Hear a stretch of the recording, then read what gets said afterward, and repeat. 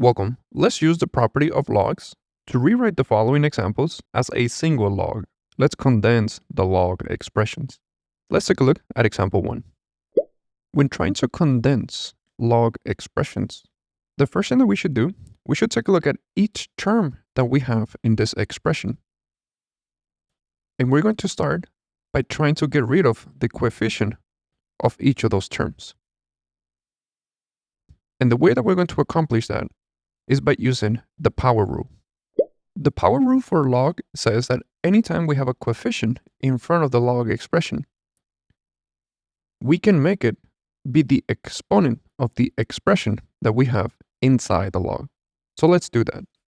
Let's get this coefficient of 3 and let's bring it as the exponent of x.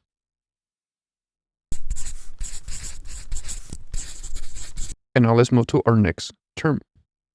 The coefficient of 5, let's move it as the exponent of y. And this coefficient of 2, let's move it as the exponent of z. Now that we do not have any coefficients, let's organize our expression. Those terms that are positive, which is the first and the second, I'm going to write them first. And that term that has a negative, I'm going to write it at the end. So let's rearrange this expression.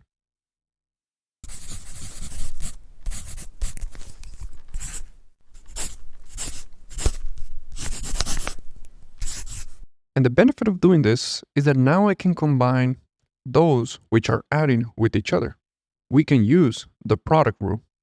What the product rule says is that if we're adding two log expressions, that is equivalent to write it as one expression, but we will be multiplying the inside of each log expression, which in this case, the expression inside the log is x to the third, and the expression of the second log is z to the second. So let's rewrite it as one single log, and let's multiply the insides.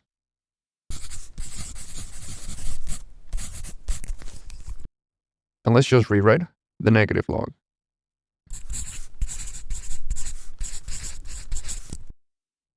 Now we have just two expressions of logs, and they are subtracting each other. We can use the quotient rule. What the quotient rule says that anytime we are subtracting two log expressions, we can just divide the expressions that are inside of those individual logs.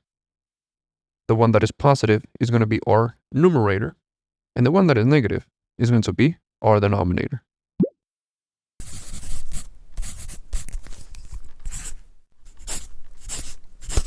And we are done. Notice that there's only one log in our expression. Now let's take a look at our second example. Now let's approach this example the same way. Let's see how many terms we have here. And let's apply the power rule to get this coefficient and bring it as an exponent. So this coefficient of 3, let's bring it as an exponent of the whole expression of x plus 2.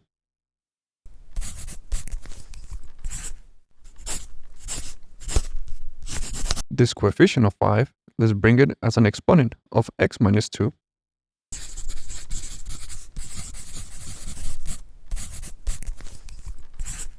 And this coefficient of 2, let's bring it as an exponent to the expression of x plus 4.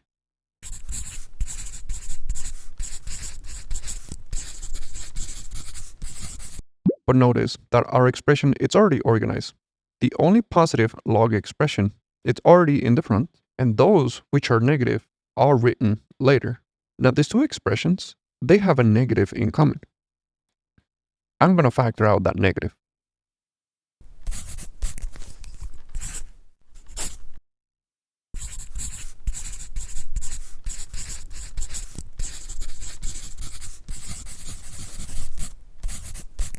And the reason to do that is that now notice that inside the parentheses, we have two log expressions and they are adding each other.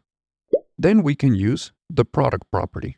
The product rule says that when we are adding two log expressions, we can write it out as a single log expression, but the inside of that single log expression, it is a multiplication of the inside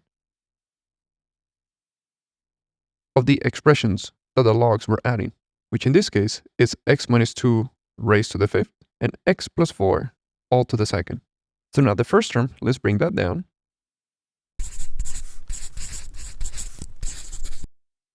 And now let's write it as a single log, but the inside will be the multiplication of x minus 2 raised to the fifth times x plus 4 raised to the second. And now we only have two log expressions. And notice that they are subtracting each other. Then we can use the quotient rule.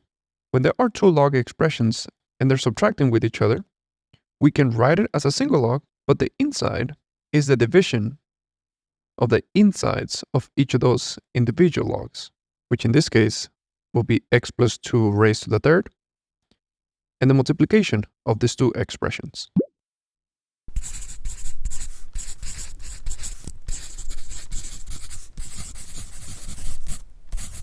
So we are done.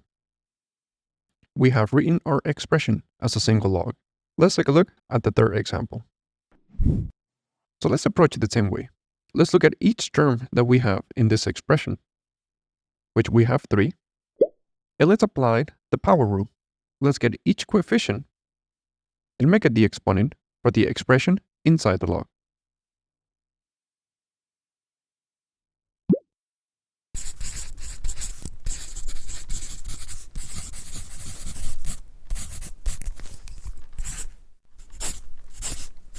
Now, when we take a look at our second and our third term, notice that they are both subtracting. What we can do, we can just factor out that subtraction.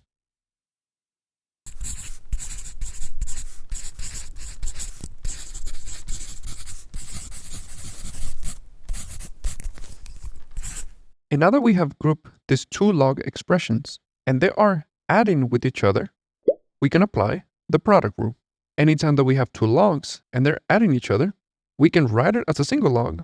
On the inside, it's going to be the multiplication of the two expressions that we had in each individual log, which in this case, it will be x minus 2 raised to the 1/3 and x plus 5 raised to the 1/3. So let's bring down the first term. And now let's apply the product rule.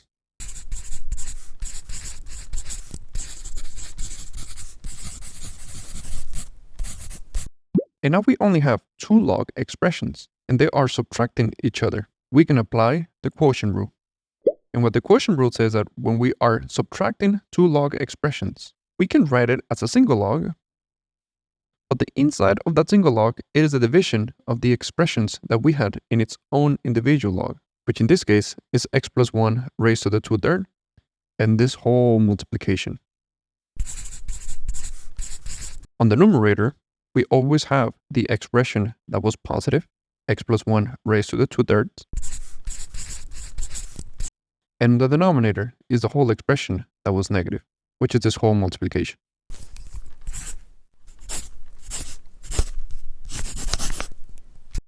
So we are done. We have written the initial expression as a single log. Hello.